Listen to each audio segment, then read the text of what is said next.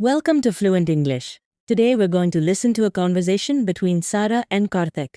Let's see how Sarah helps Karthik improve his English. But before we get into the video, don't forget to like, share, and subscribe to Fluent English so you never miss a video when it's posted. Let's get started. Sarah, you always speak so fluently. I really don't know how you do it. I try to speak in English, but the words just don't come out. I feel like my brain just freezes. I've been there, Karthik. Trust me.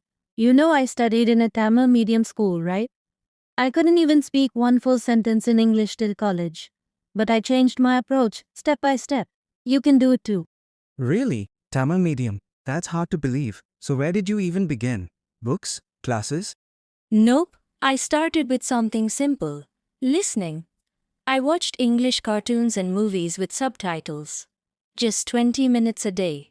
At first, I didn't understand everything, but slowly, my ears got used to the language.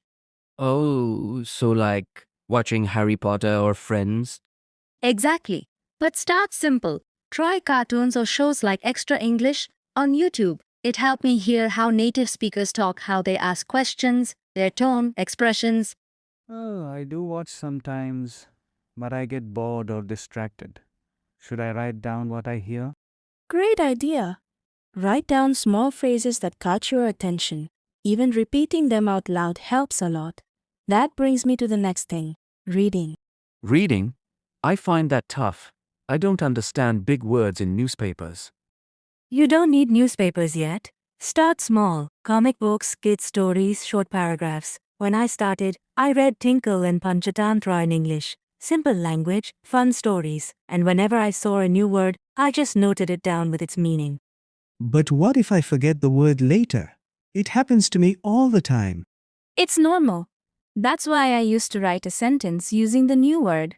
Like if I learned confused, I'd write, I was confused during the maths test. That way, I remembered better. Okay, makes sense. So you listened and read. What about speaking? Speaking came later. I didn't have anyone to talk to in English. So I used to talk to myself in front of the mirror.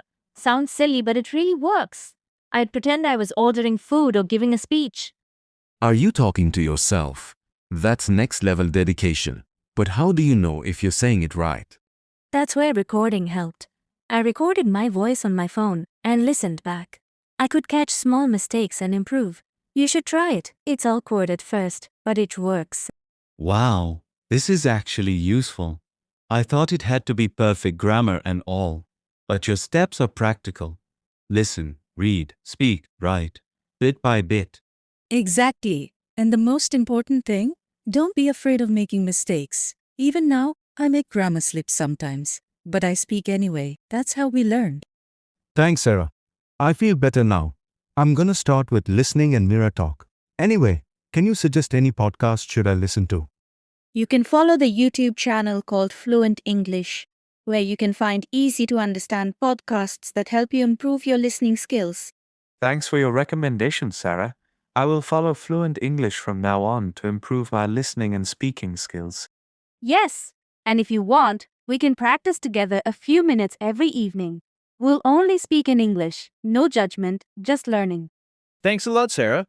We'll catch up for sure. Hope the conversation between Karthik and Sarah helped you. For more videos like this, don't forget to subscribe.